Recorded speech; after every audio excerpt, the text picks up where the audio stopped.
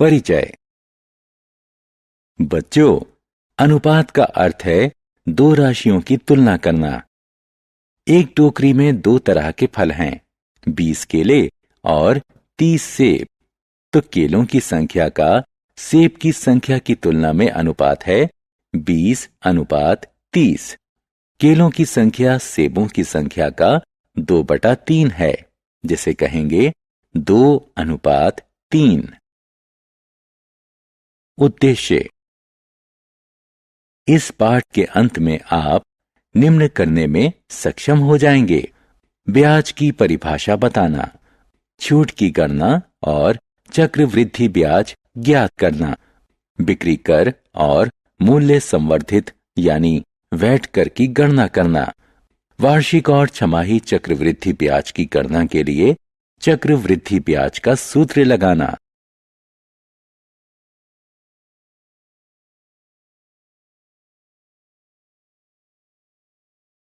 उदाहरण। एक स्कूल में 8वीं कक्षा के छात्रों के लिए घूमने जाने का कार्यक्रम बनाया गया। कक्षा के कुल छात्रों में 40% लड़कियां हैं, जिनकी संख्या 18 है। घूमने जाने का स्थान स्कूल से 250 किलोमीटर दूर है और बस कंपनी 15 रुपए प्रति किलोमीटर की दर से किराया लेगी। खाने पीने का कुल खर्च 4,500 रुपए होगा। अगर छात्रों के साथ 2 शिक्षक भी जाते हैं तो प्रति व्यक्ति कितना खर्च आएगा? हल। मान लीजिए कुल छात्रों की संख्या है x और x का 40% लड़कियां हैं। गणना करने पर छात्रों की संख्या बराबर 45 है। लड़कों की संख्या बराबर 45 घटा 18 बराबर 27। लड़कों की तुलना में लड़कियों की संख्या है 2/3, जिसे हम इस तरह से लिखेंगे और पढ़ेंगे 2:3। प्रति व्यक्ति लागत निकालने के लिए परिवहन शुल्क बराबर आने जाने की दूरी गुणा दर, जो कि गणना करने पर रुपए 7,500 है। कुल खर्च बराबर खाने पीने की लागत जमा परिवहन लागत, जो कि गणना करने पर रुपए 12,000 है। कुल व्यक्तियों की संख्या बराबर 18 लड़कियां जमा 27 लड़के जमा 2 शिक्षक बराबर 47। तो प्रति व्यक्ति खर्च रुपए 255 आएगा। उदाहरण। एक बाइक की कीमत पिछले साल 45,000 रुपए थी। इस साल इसमें 20% की वृद्धि हो गई है, तो अब इसकी कीमत क्या है? हल। एक बाइक की कीमत बराबर 45,000 रुपए, प्रतिशत वृद्धि बराबर 20। 45,000 का 20% होगा रुपए 9,000। नई कीमत बराबर पुरानी कीमत जमा वृद्धि बराबर 45,000 रुपए जमा 9,000 रुपए बराबर 54,000 रुपए। बिक्री बढ़ाने के लिए बाइक की कीमत में 5% कमी कर दी गई। अब देखें कि बाइक की कीमत क्या होगी।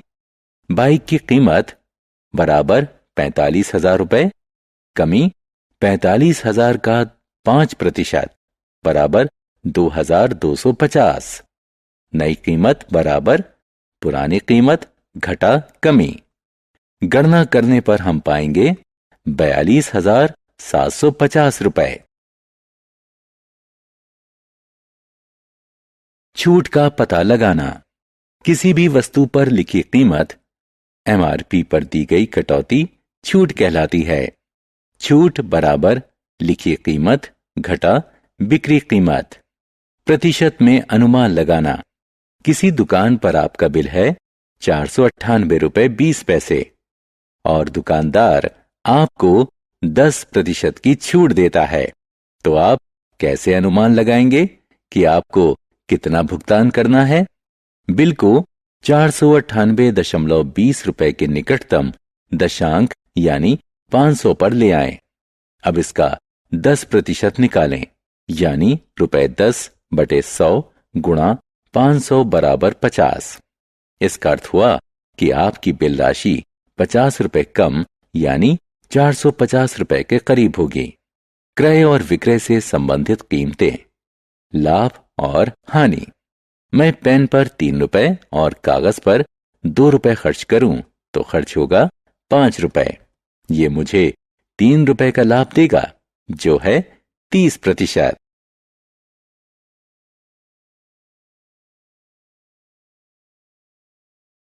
लागत मूल्य, बिक्री कीमत, लाभ प्रतिशत, हानि प्रतिशत निकालना। उदाहरण, एक दुकानदार ने 200 गुड़ियां खरीदी। एक गुड़िया की कीमत 5 रुपए थी। 20 गुड़ियां टूटी निकलीं और उन्हें फेंकना पड़ा। बाकी की गुड़ियां 8 रुपए प्रति गुड़िया की दर से बेची गईं। लाभ या हानि का क्या प्रतिशत रहा?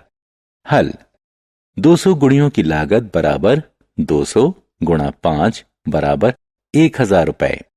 20 गुड़ियां टूटी निकलीं, बाकी बची गुड़ियां बराबर 200 घटा 20 बराबर 180। इन्हें बेचा 8 रुपए प्रति गुड़िया की दर से। 180 गुड़ियों की बिक्री कीमत बराबर 180 गुणा 8 बराबर 1440 रुपए। दुकानदार का लाभ हुआ, बिक्री कीमत क्रय कीमत से ज्यादा है। लाभ बराबर 1440 घटा 1000 बराबर 440 रुपए। 1000 रुपए पर 440 रुपए का लाभ हुआ तो 100 रुपए पर कितना लाभ मिला?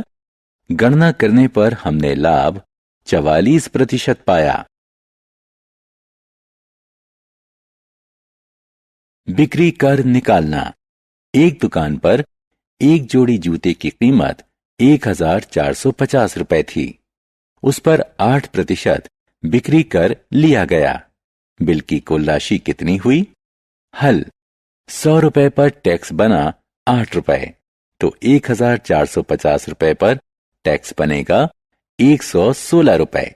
बिल राशि बराबर वस्तु की कीमत जमा बिक्री कर बराबर 1450 जमा 116 बराबर 1566 रुपए। मूल्य संवर्धित कर यानी वैट निकालना। रीना ने 9800 रुपए की वॉशिंग मशीन खरीदी, जिसमें 10% टैक्स भी शामिल है। मूल्य संवर्धित कर लगने से पहले मशीन की कीमत कितनी थी? मूल्य संवर्धित कर के साथ वॉशिंग मशीन की कीमत बराबर 9800 रुपए। 9800 का 10% बराबर 980 रुपए। मूल्य संवर्धित कर लगाने से पहले कीमत बराबर 9800 घटा 980 बराबर 8820 रुपए। साधारण ब्याज। बैंक या डाकखाने में जमा राशि पर जो अतिरिक्त राशि दी जाती है उसे ब्याज कहते हैं। जब लोग इनसे राशि उधार लेते हैं तो वो इन्हें ब्याज देते हैं। ब्याज राशि, समयावधि और ब्याज दर पर निर्भर है। उदाहरण, 2 साल के लिए 2000 रुपए की राशि 6% वार्षिक ब्याज की दर पर ली गई। इस राशि पर साधारण ब्याज कितना होगा और 2 साल बाद कितनी राशि देय होगी?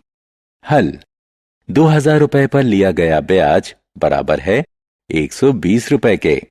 2 साल का ब्याज बराबर 120 गुणा 2 बराबर 240 रुपए। 2 साल के अंत में देय राशि बराबर मूलधन जमा ब्याज बराबर 2000 रुपए जमा 240 बराबर 2240 रुपए।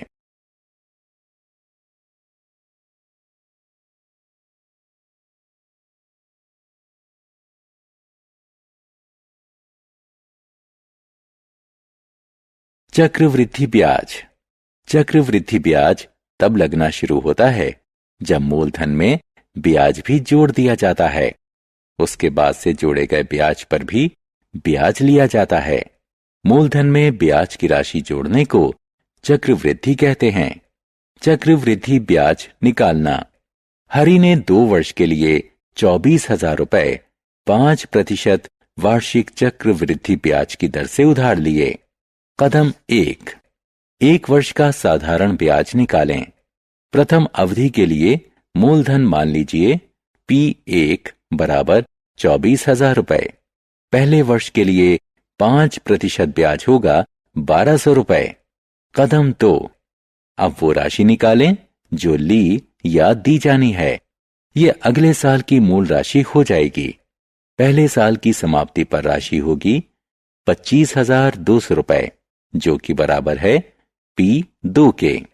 कदम 3, अब फिर से इस राशि पर एक और साल के लिए ब्याज निकालें। यह होगा 1,260 रुपए। कदम 4, दूसरे साल के अंत में राशि बराबर P2 जमा SI2 बराबर 25,200 जमा 1,260 रुपए बराबर 26,460 रुपए। दिया गया कुल ब्याज 1,200 रुपए जमा 1,260 रुपए बराबर 2,460 रुपए। हम साधारण ब्याज की इस तरह भी गणना कर सकते हैं। 2 वर्ष के लिए साधारण ब्याज होगा 2,400 रुपए। अतः चक्रवृद्धि ब्याज देने पर हरि को 60 रुपए अधिक देने होंगे।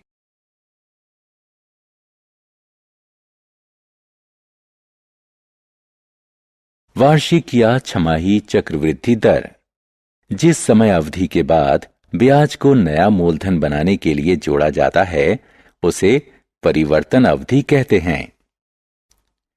जब ब्याज को छमाही आधार पर संयोजित किया जाता है तो साल में हर छमाही के बाद 2 परिवर्तन अवधि होती हैं। ऐसी स्थिति में छमाही की दर वार्षिक दर से आधी होगी। क्योंकि ब्याज का संयोजन तिमाही के आधार पर होता है, इसलिए एक साल में 4 परिवर्तन अवधि होंगी और तिमाही दर वार्षिक दर का 1/4 होगी।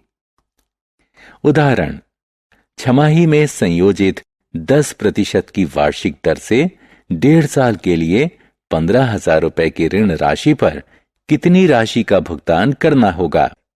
हल, 2 साल में 3 छमाही पड़ेंगी, इसलिए संयोजन 3 बार होगा। ब्याज की दर बराबर 10% का आधा बराबर 5% छमाही।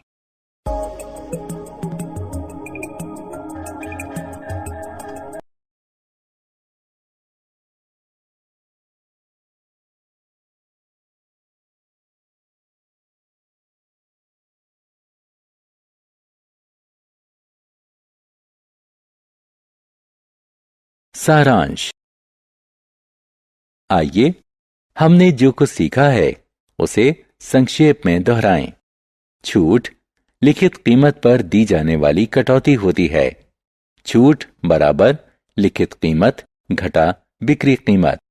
छूट प्रतिशत दी जाने पर छूट की गणना की जा सकती है। छूट बराबर लिखित कीमत पर छूट प्रतिशत। कोई वस्तु खरीदे जाने के बाद लागत में जोड़ा जाने वाला अतिरिक्त खर्च ऊपरी व्यय कहलाता है। लागत कीमत बराबर खरीद कीमत जमा ऊपरी व्यय। कोई भी वस्तु बेचे जाने पर सरकार बिक्री कर वसूलती है, जिसे बिल राशि में जोड़ा जाता है। बिक्री कर बराबर बिल राशि का कर प्रतिशत। विगत वर्ष की राशि A बराबर P जमा I पर लिया गया ब्याज चक्रवृद्धि ब्याज कहलाता है।